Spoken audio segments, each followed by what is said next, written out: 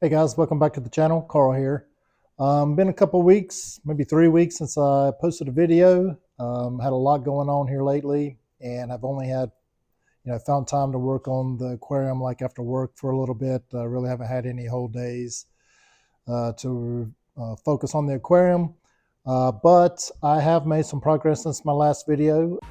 In this video, we'll talk about IC and the UV sterilizer. My last video was about IC. We'll talk about the control room. We'll talk about installed a ReefMat. We'll talk about the salinity and ORP probes on the apex and what I think about those and how accurate I think they are. And we'll talk about livestock updates. So stay tuned.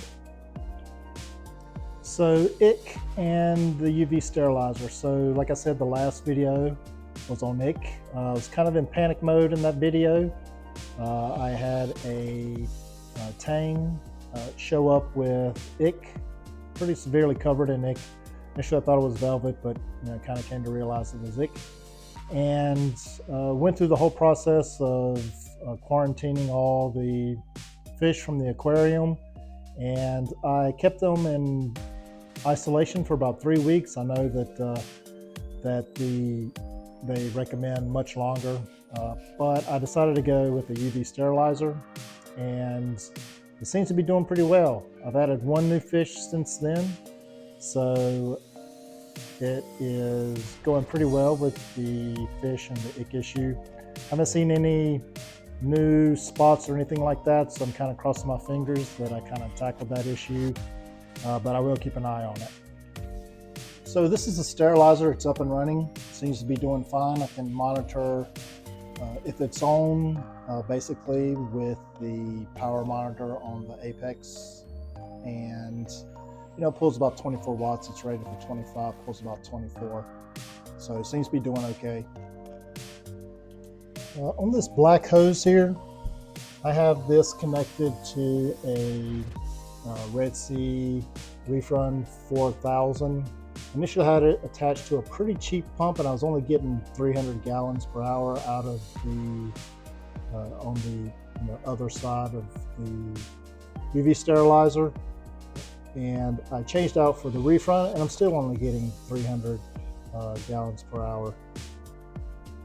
So I do have a check valve on the return side of the UV sterilizer, because I was running into a reverse siphon if I turned the pump off, or if I'd had a power outage, a reverse siphon would have started and drawing water from the display tank down into the sump and possibly overflow the sump.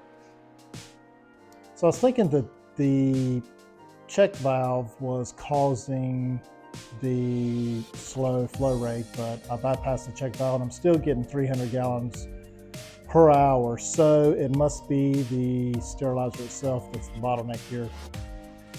I'm not sure, I kind of wanted it to where I could ramp it up to 1,000 gallons per hour and back down to 300, so I can focus on diatoms versus ick and parasites. But I kind of leave it as is for now. It seems to be doing fine, but probably in the future I will swap out a power supply for one that can push 1,000 gallons through the thing. As far as livestock goes, I have the bristletooth that I mentioned. He was basically the start of the ick outbreak, I think. He's doing well, along with all my other fish.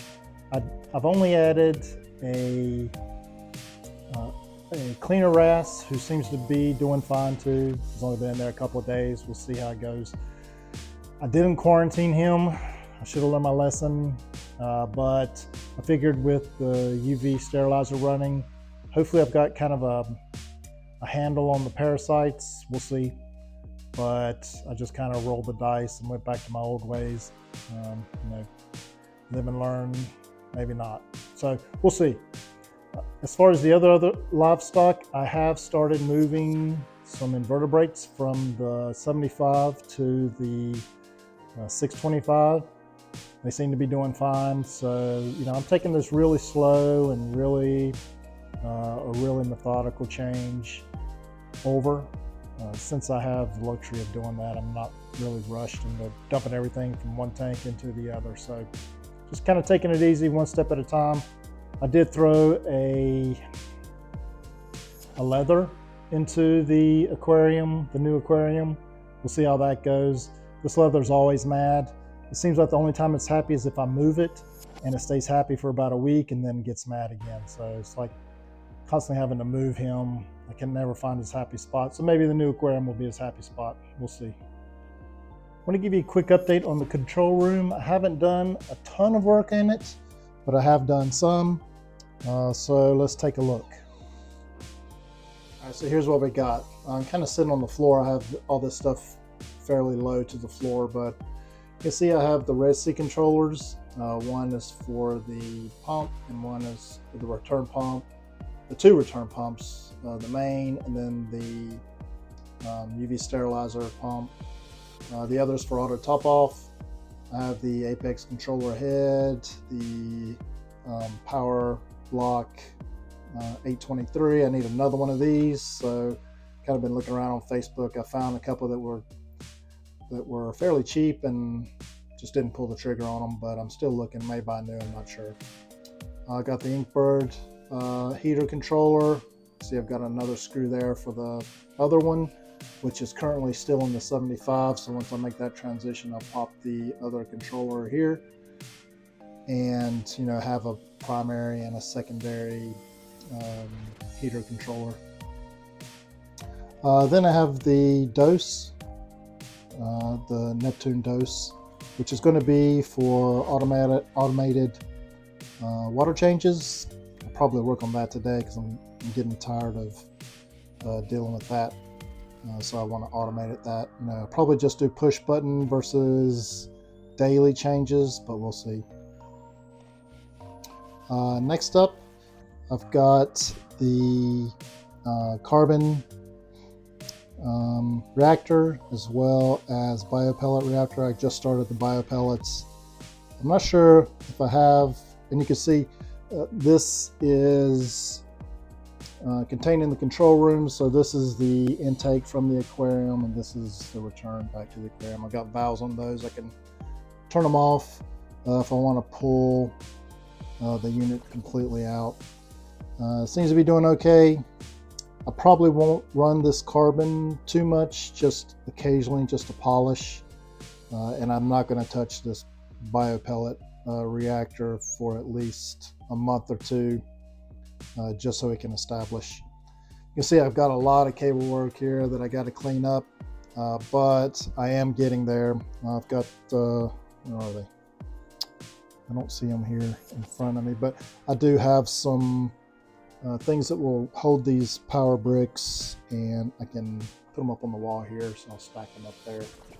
But it's coming along, and I kind of like it. I like that the aquarium is really clean underneath and all the clutter's in here, but I will declutter this. And see, I started working on the cabling, but then I made a change and I was like, okay, there's no point in me trying to clean this up now because I'll keep making changes until I have it sorted. So it's coming, it's getting there. So I did install the ReefMat. Since I added the fish, the two new fish, I am seeing filter socks fill up really quick.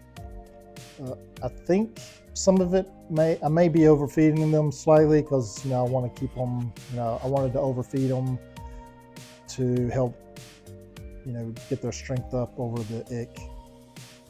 But I have added a couple more fish and the socks really started filling up on me pretty quick, so I decided to go ahead and install the ReefMat. I had that sitting upstairs. It came with the whole, you know, it came with the aquarium when I got it. I just hadn't installed it. So let me give you a couple of shots of that guy. So here's the ReefMat. You can probably hear a pump in the background. It's really annoying. It's the pump for the carbon reactor and the biopellet reactor. It's a cheap pump. I guess it's struggling a bit. So I got to get that replaced. It's driving me crazy. I'm trying to keep this aquarium as silent and as clean as possible. it's clean underneath in the sump area. You can see I've got to tidy up with some of the cables. I've added some things, so I got to get a little more organization there. But back to the ReefMat, it was pretty easy to put together and install. It came with all the parts I needed to connect from the return down to the intake of the mat. You can see that right there. I've got the whole hose installed, mainly because I want to run the ReefMat for a bit just to break it in and make sure I know where I want to put it. If I want to slide it down to the end of the sump here, I've got the slack in the hose to do that, or I can push it closer to the return. We'll just see. I'm not sure what I'm going to do there, so I'm just letting it run.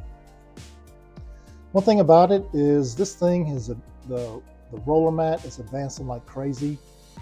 I know I see online where they talk about the mat using up a lot of fleece initially when it's first turned on and breaking in. I've also adjusted a couple of the settings to try to reduce the amount of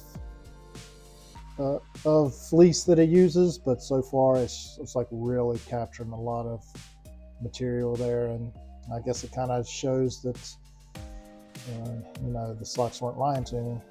There is quite a bit of detritus being collected in this, but we'll see if we can't tune it up. But for now, it seems to be working fine. So the last couple things I want to talk about is the ORP probe with the Apex and the Salinity probe.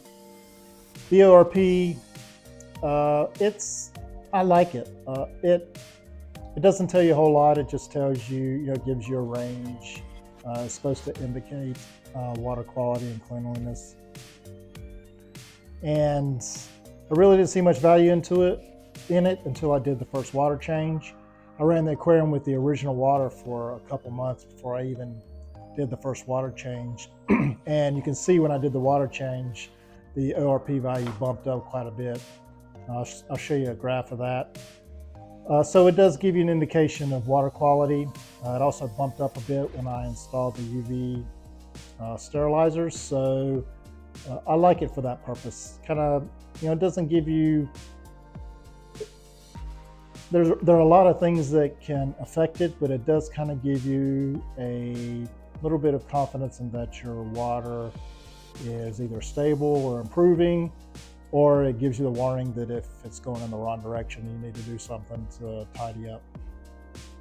As far as the Salinity probe, I see a lot of people online complaining about these probes, saying they're not accurate. And when I first installed it, I calibrated it, and it was way high as far as the salinity. It was reading about 40 parts per million, and it should have been reading around 34, 35. So I just let it run and kind of decided to use it kind of like I was going to use ORP. It's just to show me if things are going in the right direction or the wrong direction. But I let it run at 40 for a while, at least 2 or 3 weeks, and then I recalibrated again, and it's been spot on ever since. I used it to tweak my salinity, like putting handfuls of salt into a filter sock to tune up the salinity because it was slightly under, which I normally run at about 1.025, but I used the probe to tweak it up a bit to get it in line with what most people run it at. So I see value in it. I know a lot of people complain, but I like it. It helps me keep a good eye on the aquarium. Next is I gotta just get my pH adjusted, but I think once I start doing more water change, that'll fall in line too. So that's about all I got for you. Stay tuned for the next video. I am going to be installing the skimmer, finally installing the skimmer.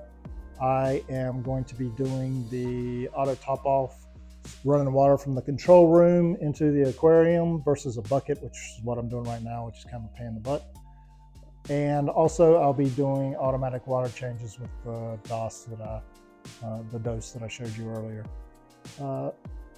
So things are looking good, much better than my last video. So stay tuned for the next, and we'll see you then.